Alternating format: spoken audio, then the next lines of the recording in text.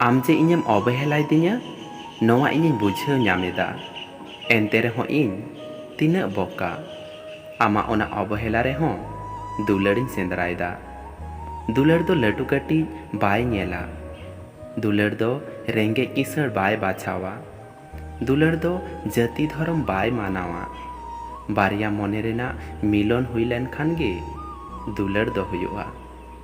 अकोय आमे पतियावामा उनी दो तीसों आलम एड़ेया, अकोय आमे दुलाड़ामा उनी दो आलम इग्नोरिया। कारण पतियाव आर साहेद नोवा किन अडी मूल्यवान गेया। मिद धाव आद लेन खान आर बांग रुवाड़ हजुआ। इनिñ राग आकादा आमा दुलाड़ ᱧᱟᱢ लगी आर आमेम रागा आमा भूल लगी। अकोय ठेन जतोवा ताहेन रेहों मिदटांग अभाव ठीक ताहेन गेया आर ओना दो हुयुग कना इñाग सारी दुलाड़। मने दो बांग ऑल काते दोहो काम, जीवन रे अनेक हरेम ᱧᱟᱢ कोवा, मेनखान इñ लेका आम अकोय हों गुरुत्व बाको एमामा, अकोय हों अकोय लगिद बाको गजोआ। जतो हर ठीक गी बांचाव को ताहेना।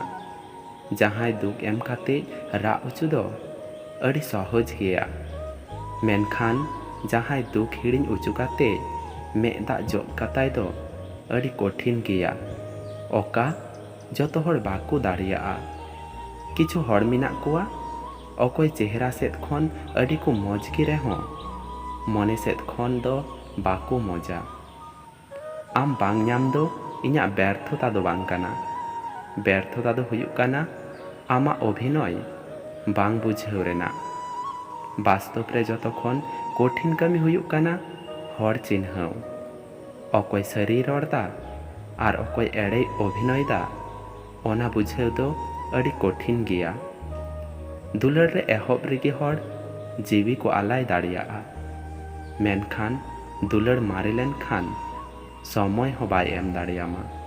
सागै मारे लेन खान अवहेला एहबोग गेया।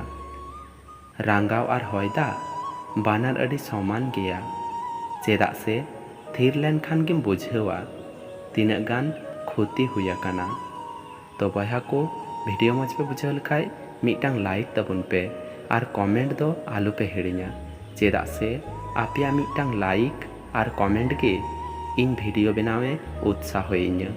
आर नवा चैनल रे पे नवा गे खान नवा चैनल पे सब्सक्राइब तबुना।